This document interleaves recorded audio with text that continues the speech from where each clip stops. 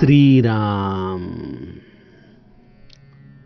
आपल्या सर्वांच्या हृदयस्थ वसणाऱ्या आत्मारामास साष्टांग प्रणिपात करून गोस्वामी तुलसीदास रचित श्री रामचरितमानस या ग्रंथातील जो षष्ठ सोपान लंकाकांड याचं आपण चिंतन करत आहोत.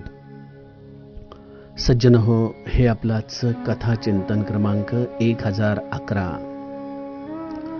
आपण गेल्या चिंतन प्रवाहामध्ये अंगद रावण संवादामध्ये एक चालू असलेला हा संघर्ष अभ्यासत होतो. रावण ज्या भाषेमध्ये अंगदाशी बोलतोय, अंगद देखील त्याच भाषेमध्ये रावणाला उत्तर देखील देतोय. आणि अशा या अंगदाने रावणाला आपल्या स्वतःच्या अंतःकरणातली भावना सांगितली की मी जर प्रभू रामचंद्रांच्या आज्ञेने बांधला नसतो तर इथंच तुला ठार करून तुझ्या पत्नी सहित जानकी मातेला प्रभू रामचंद्रांच्याकडे घेऊन गेलो असतो. रावण यावरती अंगदाला तू एका सामान्य जीवाच्या भरोशावरती हे सगळं बोलत आहेस, तू हटवादी आहेस, अशा पद्धतीने दूषण देतोय. अंगद देखील रामाचा झालेला हा अपमान सहन करू शकत नाही आणि त्या म्हणतो की तुझ्या या जिभा अशा रामाचं निंदा करण्याच्या ऐवजी झडून का जात नाहीये. परंतु तुझ्या जिभा एकट्या कशा झडणार बरं, त्या तर शिरांच्या सहित रणांगणामध्ये पडतील. प्रभू रामचंद्र हे तुझ्या वध करून त्यांच्या बाणांना असलेली ही तृष्णा पूर्ण करतील आणि त्यामुळं मला हे रावणा तुझा वध करणं हे सहज शक्य आहे.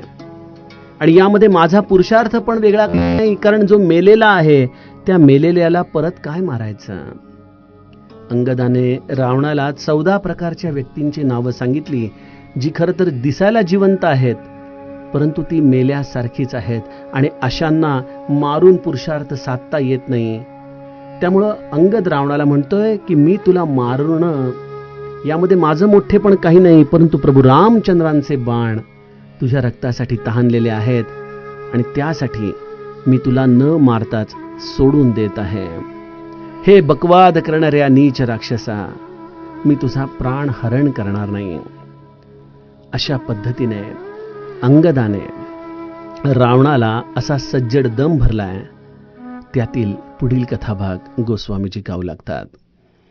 मैं तव दसन तोरी बेलायक आय सुमोहीन दीन रघुनायक असिरिस होती दसऊ मुख तोरो लंका गही समुद्र महबोरो गुलरी फल समान तव लंका बसहु मध्य तुम जंतु असंका मैं बानर फल खातन बारा आय सुदीनन राम उदारा जुगुति सुनत रावण मुस्काई मूढ़ सिखी ही कह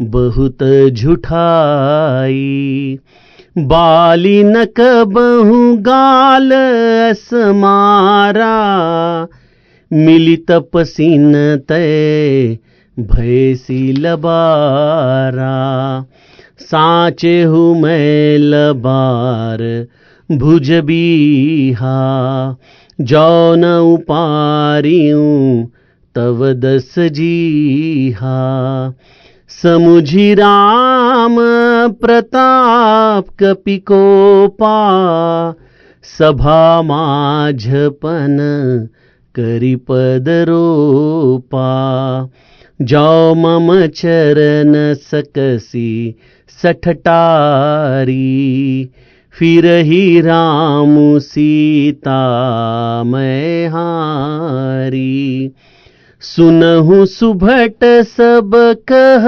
दस सीसा पद गही धरनी पछारहूँ कीसा, इंद्रजीत आदिक बलवाना, हर्षि उठे जहतह भटनाना, झपट ही करी बल विपुल उपाई, पदन टरई बैठही सिरुनाई, पुनि उठी झपटही सूर आराती, टरई नकीस चरण एहि भांति, पुरुष कुजोगी जिमी उरगारी, मोह बिटप नहीं सकही उपारी,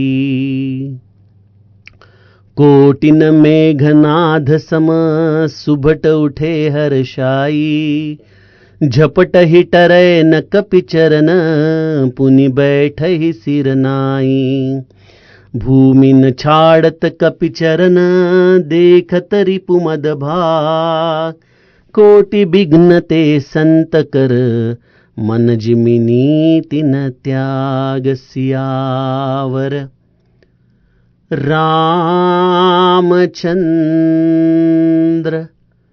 प्रिय हो.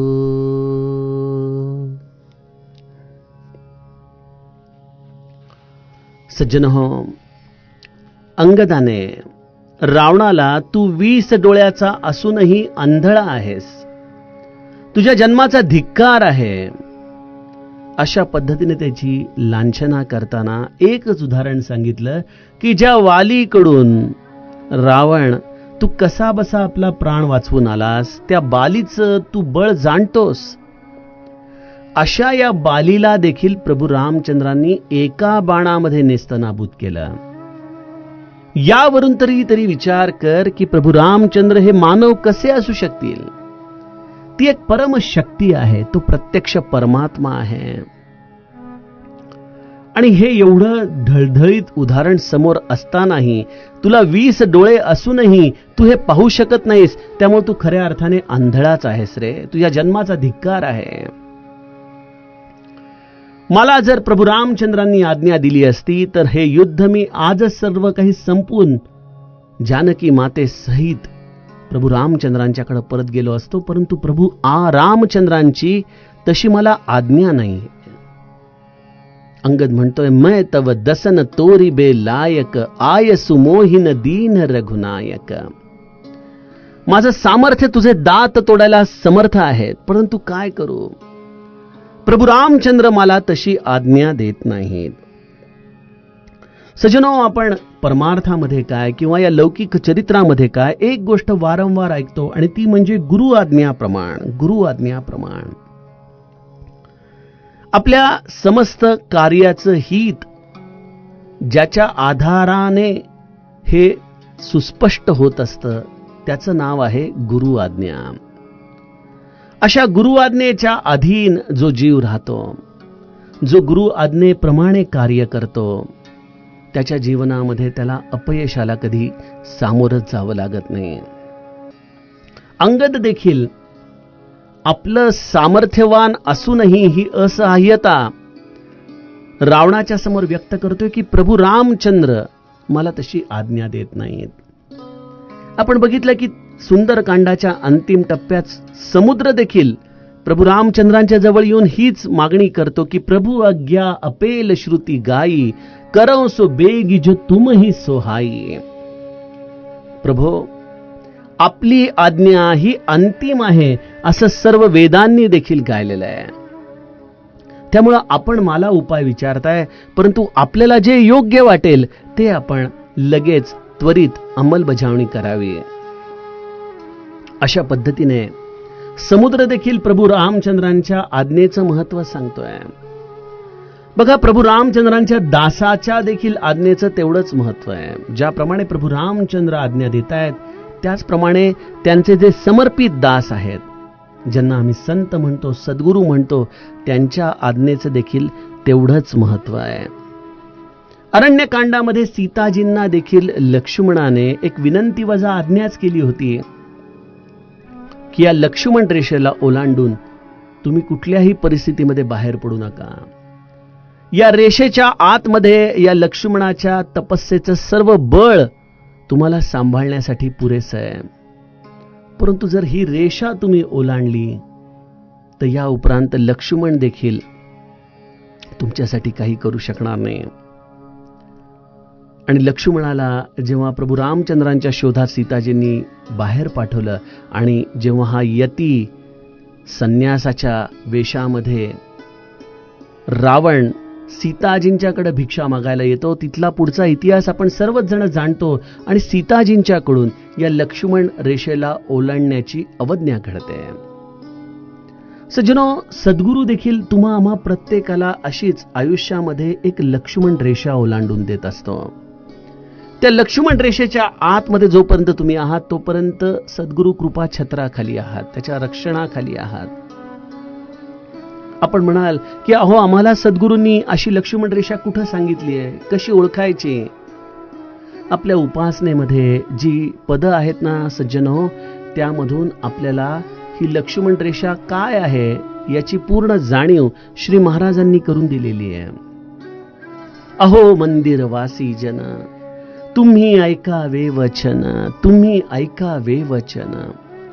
ही वचन अर्थातच ही आज्ञा आहे. काय काय आज्ञा आहेत?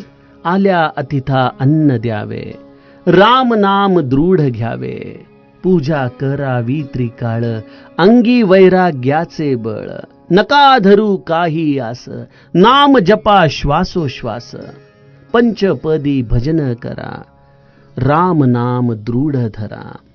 आपण त्या पदाचा नीट अभ्यास केला तर लक्षात येईल की गुरूंनी आपल्याला किती स्पष्ट आज्ञा दिलेल्या आहेत. आम्ही केवळ त्याला एक पद समजतो, एक उपासनेचा भाग समजतो, परंतु सद्गुरूची ही सांगण्याची पद्धतच आहे. ते अत्यंत विनयाने सांगतील, विनंतीपूर्वक सांगतील.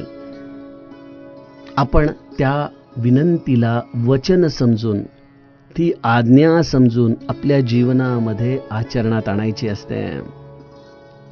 आणि अंगद देखील हे सर्व सामर्थ्य आपल्याकडे असूनही प्रभू रामचंद्रांच्या आज्ञेमुळे हे सर्व काही गिळतोय. ही तितिक्षा आहे. बघा, स्वामी विवेकानंद देखील म्हणतात की सामर्थ्यवान पुरुषाला क्षमा ही शोभून दिसते. अंगद देखील सामर्थ्यवान आहे. हनुमंता इतकंच त्याचं सामर्थ्य आहे. तो देखील जे बोलत आहे त्या केवळ शब्दाचे बुडबुडे नाही. त्याने जर ठरवलं तर तो लंकेचा नायनाट करू शकतोय. तो सीताजींना घेऊन क्षणामध्ये प्रभू रामचंद्रांच्या जवळ जाऊ शकतोय. परंतु एवढं सगळं सामर्थ्य असतानाही केवळ भगवंताच्या आज्ञेने तो रावणाच्या या सर्व दूषणांना ऐकून घेतोय. अंगद त्यामुळे वारंवार रावणाला म्हणतो की माझं सामर्थ्य असं आहे की तुझे दात तोडायला मी समर्थ आहे, परंतु प्रभू रामचंद्र मला तशी आज्ञा देत नाहीत. आणि त्यामुळं मला असा क्रोध येतोय की तुझी दाहीही तोंड कापून टाकावीत. नुसते तुझे दात तोडण्यापुरताच माझा हा संताप थांबत नाहीये, तर तुझी ही दाही तोंड कापून टाकावीत आणि तुझी लंका धरून समुद्रामध्ये बुडवून टाकावी. कारण तुम्ही खरंच जगण्याचे लायकीचेच नाही. जे या परस्त्रीला आणून इथं डांबून ठेवतात, तिच्यावरती पहारा लावतात, जो कुबेराचं जाऊन धन चोरून आणतो, जो देवता मुनींना बंदी करतो, जो यज्ञ या सर्व कार्यांमध्ये विघ्न आणतो, अशी सर्व पापी मंडळी ज्या लंकेमध्ये राहतात ती खरं तर पापाच्या आधारानेच बुडायला हवी. मी तर केवळ एक निमित्त होणार या लंकेला बुडवायला. आणि माझा हा आतमध्ये येत असलेला क्रोध मला वारंवार शांत करताना किती सामर्थ्य लागतं रावणा, याची तुला कल्पना नाही. एखादी गोष्ट अतिशय स्पष्ट असतानाही मला ती करण्यापासून तू रोखून ठेवतोयस. अंगद रावणाला म्हणतोय की गुल रिफल समान तव लंका, बसहु मध्य तुम जंतु असंका. तुझी लंका माझ्या दृष्टीने विचारशील तर कशी आहे माहिती आहे का? एखाद्या औदुंबराच्या फळाप्रमाणे ही लंका मला दिसते. अतिशय छोटी आहे. करतळी आवळे तैसा हरी, माऊली ज्याप्रमाणे संतांना भगवंताचं दर्शन कसं होतं हे सांगताना हे उदाहरण देते, त्याप्रमाणे इथं अंगद या लंकेचं वर्णन करताना म्हणतोय की ती एखाद्या औदुंबराच्या फळाप्रमाणे मला दिसतीये. आणि हे औदुंबराच्या फळाच्या आतमध्ये जसे किडे कृमी या राहत असतात, त्या जशा त्यांच्या अज्ञानानेच आतमध्ये निर्भय होऊन वास करत असतात, त्याप्रमाणे तुम्ही राक्षस देखील या लंकेच्या असलेल्या संरक्षक तटबंदीमुळे आतमध्ये स्वतःला अत्यंत सुरक्षित समजत आहात. त्यामुळे तुम्ही देखील निर्भयतेने इथं वावर करताय. परंतु एका वानराच्या दृष्टीने विचार करा, एका वानराला हे औदुंबराचं फळ खाण्यासाठी किती कष्ट लागतात रे, किती वेळ लागतो. त्याप्रमाणे हा अंगद या लंकेला देखील अशाच पद्धतीने नष्ट करू शकतो. एखाद्या औदुंबराच्या फळाप्रमाणे मी या लंकेला खाऊन टाकू शकतो. सज्जनो, आपल्याला आठवत असेल अरण्यकांडामध्ये अगस्ती ऋषी आणि प्रभू रामचंद्रांच्या संवादामध्ये देखील अगस्ती ऋषींनी प्रभू रामचंद्रांच्या या मायेचं वर्णन करताना या समस्त ब्रह्मांडाला देखील औदुंबर वृक्षाच्या फळाप्रमाणे उपमा दिली होती. किंबहुना त्यांनी त्या वृक्षाची उपमा दिली ज्याला अनंत अनंत औदुंबर जशी लगडली आहेत, तशी या भगवंताच्या मायेच्या अधीन अनंत ब्रह्म आहेत. आणि या अनंत ब्रह्मांमध्ये जसं हे प्रत्येक औदुंबर वृक्ष हे एकेका ब्रह्मांडाचं जसं निदर्शक आहे, त्याप्रमाणे एका ब्रह्मांडाच्या आतमध्ये हे जीवजंतू जसे राहतात, त्याप्रमाणे आम्ही सगळेजण या एवढ्या प्रचंड मोठ्या वृक्षाच्या एका फळामध्ये दडलेले कृमी कीटक आहोत. हे प्रभू, आम्ही तुम्हाला काय सांगणार. बघा, ही संतांची दृष्टी, ही अंगदाची दृष्टी आहे. अंगद या दृष्टिकोनातून लंकेकडे पाहतोय, संत या दृष्टिकोनातून या समस्त भगवंताच्या मायेकडे पाहतायत. मी वानर आहे, त्यांनी जर हे मला फळ खायला सांगितलं असतं तर हे फळ खायला किती उशीर लागला असता मला. पण प्रभू रामचंद्र अत्यंत उदार आहेत, त्यांनी मला तशी आज्ञा दिली नाही. त्यांना माहित आहे की या रावणाला शिक्षा देण्याचं कार्य माझं आहे, हे अंगदाचं नाही. आणि माझं आणि तुझं वैयक्तिक असं काय शत्रुत्व आहे. परंतु मी केवळ तुझ्या हितासाठी या सर्व गोष्टी सांगतोय. या गोष्टींवरती विचार न करता तू जो आपला संताप व्यक्त करतोयस ना रावणा वारंवार, खऱ्या अर्थाने तू आंधळा आहेस, एवढंच मला तुला म्हणावंसं वाटतं. जेव्हा अंगदाचं हे वचन रावणाने ऐकलं तेव्हा रावण पोट धरून हसलेला आहे आणि म्हणतोय, जुगती सुनत रावण मुसुकाई, मूड सिखी ही कह बहुत झुटाई. अरे मूर्खा, तुला हे एवढं खोटं बोलायला कोणी शिकवलं रे? कुठं शिकलास तू असं खोटं बोलायला? तू बालीचा पुत्र म्हणतोस, परंतु बालीचा माझा संवाद अनेकदा झाला, तो तर कधी अशा बाता मारताना मला दिसला नाही. तू मात्र फार मोठ्या मोठ्या फुशारक्या मारतोयस. मला असं वाटतं की तुझा तो तपस्वी आहे ना, ज्याचं तू एवढं गुणगान गातोयस, तोच खरा लबाड दिसतोय मला. अशा या लबाड तपस्व्याबरोबर राहून राहून तुला देखील ही लबाडी करायची सवय लागलेली दिसतीये. यावरती अंगद पुन्हा प्रभू रामचंद्रांचा अपमान झालेला पाहताच पुन्हा संतापाने रावणाला म्हणतोय, साचे हूं मैं लबार भुज बिहा, जौन उपारियूं तव दस जीहा. अरे, तू माझ्या स्वामींना लबाड म्हणतोस? अरे 20 भाऊ आल्या, जर तुझ्या 10 जिभा मी नाही उपटून टाकल्या ना, तर मी खरोखर लबाड आहे. चल, तुला माझी लबाडीच पाहिजे आहे का? आत्ता मी तुझ्या या जिभांना उपटून टाकतो, तेव्हा तुला मी खरा आहे का लबाड आहे याचा शोध लागेल. परंतु तुला हात लावायचा नाही, तुझ्या जिभा उपटायच्या नाही, तुझा प्राण घ्यायचा नाही. छे, मी काय करू? हा संताप देखील मला सहन करायचा आहे, तो गिळायचा देखील आहे आणि तुझं हित देखील करायचंय. अरे, हे कसं साधू मी? अंगदाच्या आतमध्ये होत असलेली ही विलक्षण संतापाची अवस्था सज्जनो आपण केवळ जाणू शकतो. आणि मग अशा अंगदाने शेवटी रावणाला धडा शिकवण्यासाठी एक अत्यंत दृढतापूर्वक निश्चय केलाय. मनोमनी प्रभू रामचंद्रांचं स्मरण केलंय. आणि अंगदाने काय करावं? समुझी राम प्रताप कपिकोपा, सभा माझपन करी पद रोपा. प्रभू रामचंद्रांच्या प्रतापाचं स्मरण करून अंगदाने अत्यंत संतापून आपला एक पाय या सभेमध्ये घट्ट दृढतेने रोवलेला आहे एका जागेवरती. आणि रावणाच्या सभेमध्ये त्याने प्रण केला, भगवंताचं स्मरण केलं आणि आपला पाय या सभेमध्ये घट्ट रोवून तो म्हणतोय, जो मम चरण सकसी सठ टारी, फिरही राम सीता मैं हारी. बघा अंगदाचा दृढ निश्चय, अंगदाच्या अंतरंगामध्ये असलेल्या प्रभू रामचंद्रांच्या प्रतीची निष्ठा. केवढी मोठी गोष्ट अंगदाने या क्षणी सभेमध्ये केली आहे. अंगद म्हणतोय की अरे मूर्ख, तू मला मारून, लंकेमध्ये असलेल्या सगळ्या वानर अस्वलांना मारून, तुझ्या राक्षसांना म्हणतोय की पृथ्वी वानर विरहित करून टाका. ही फार पुढची गोष्ट बोलतोय रावणा.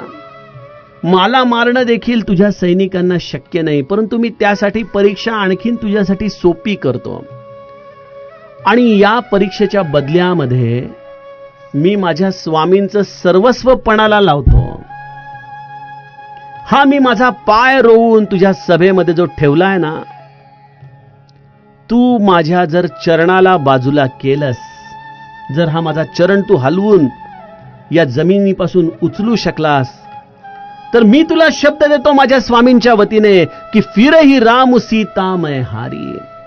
माझे प्रभू रामचंद्र अयोध्येला परत जातील, मी सीताजींना हारलो असं ते स्वतः तुझ्याजवळ येऊन सांगतील.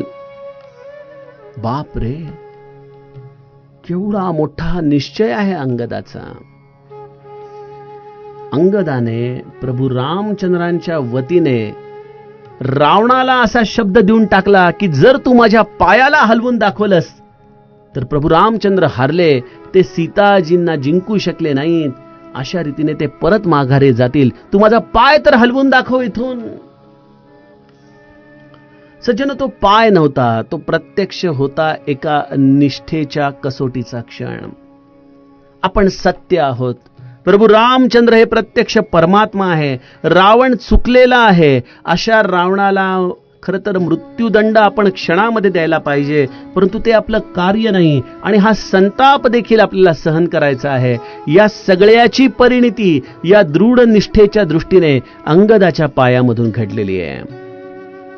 आणि त्यामुळं अंगद प्रभू रामचंद्रांच्या वतीने सांगतोय की तू माझा पाय तरी हलवून दाखव.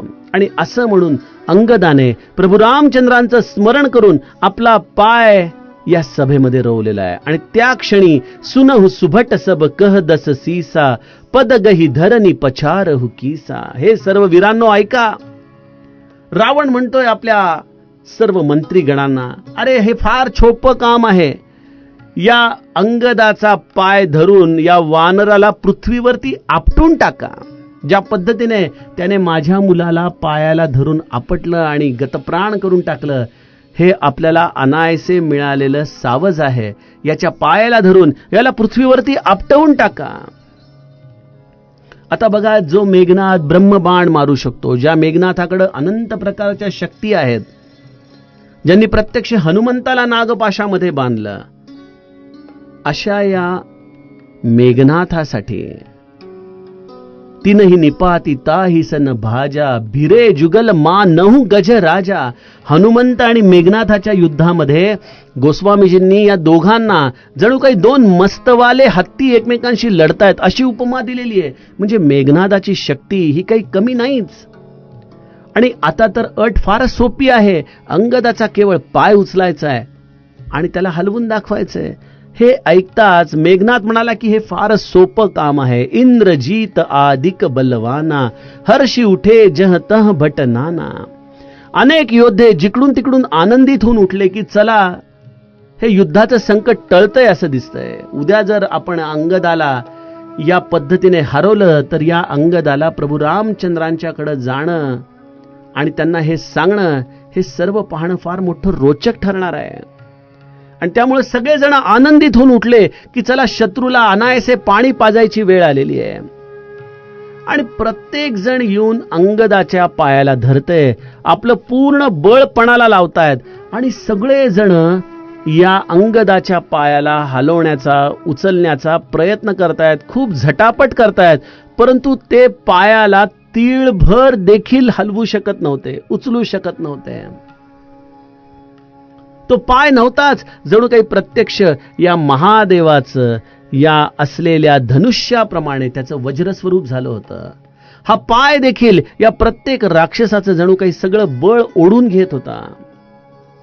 अशा या वानराला, या अंगदाला हे राक्षस तीळभर देखील हलवू शकत नाहीये त्याच्या स्थानापासून. तेव्हा सगळेजण माना खाली घालून घालून आपापल्या स्थानावरती जाऊन बसत आहेत. काकभुशुंडी गरुडांच्याकडे पाहतायत आणि म्हणतायत, बघताय ना आपण, पुनी उठी झपट ही सूर आराती, टरईन कीस चरण एही भांती. देवतांचे शत्रू असलेले हे राक्षस पुन्हा पुन्हा उठून झटापट करतायत. आसनावरती बसल्यानंतर वाटतंय की नाही अशा पद्धतीने प्रयत्न करून बघूत, तशा पद्धतीने प्रयत्न करून बघूत. अंगद प्रत्येकाला जेवढ्या पाहिजे तेवढ्या संध्या देतोय की अजूनही नाही, अजूनही प्रयत्न करून बघा. परंतु हे सर्पशत्रू गरुडजी, अंगदाचा चरण त्यांच्याकडून किंचितही असा हलत नव्हता जसा विषयी पुरुष मोहरूपी वृक्षाला उपटू शकत नाही. ज्याच्या हृदयामध्ये विषय हा स्वाभाविकपणे असतो, अशा या विषयी माणसाला जसा आपल्या शरीरामध्ये असलेल्या, चित्तामध्ये असलेल्या मोहरूपी वृक्षाला उपटता येत नाही, त्या पद्धतीने अंगदाच्या या चरणांना हे राक्षस हलवू शकत नाहीयेत. काकभुशुंडी म्हणतायत, कोटीन मेघनाद सम सुबट उठे हर्षाई, झपट ही टरैन कपिचरण पुनी बैठई सिर नाही. कोटी वीर योद्धा जे बळाने मेघनाथासारखे होते, ते सगळे जण हर्षित होऊन उठतायत. ते वारंवार झटापट करतायत. परंतु समस्त वानर सेना नाही, हनुमंत नाही, त्या वानर सेनेमधला केवळ एक अंगद, बर त्या समस्त अंगदाला देखील नाही, केवळ त्याच्या पायाला हलवण्याचं एक कार्य या राक्षसांच्याकडून अपेक्षित होतं.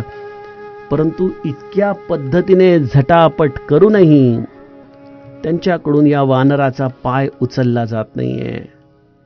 आणि त्यामुळे सगळेजण अत्यंत शर्मेने मान खाली घालून बसतायत.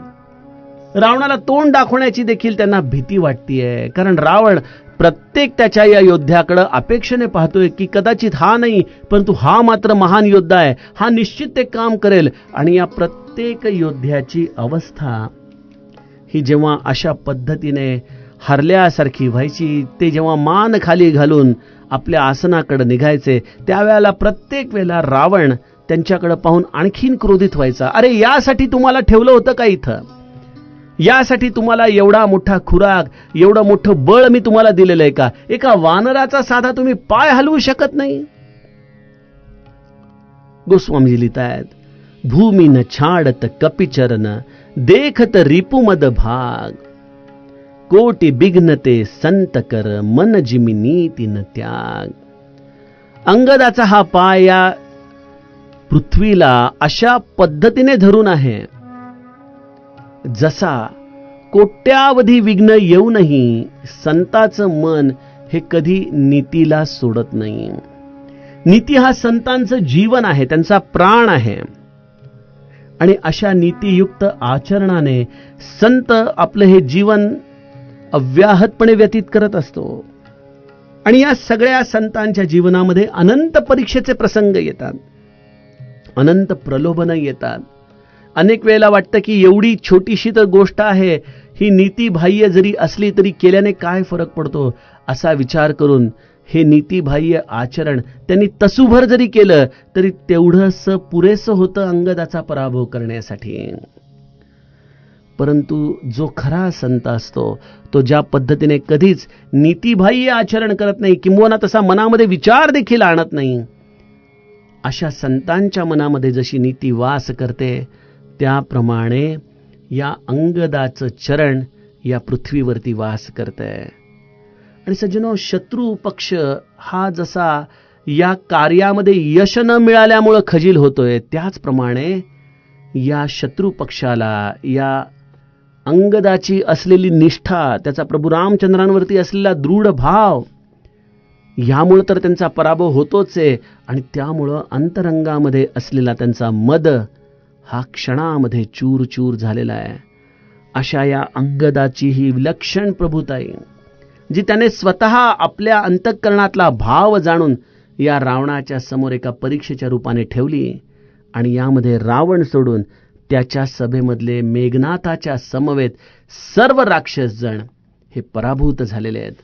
आता हा पाय उचलण्यासाठी प्रत्यक्ष रावण या अंगदाच्या जवळ येणार आहे.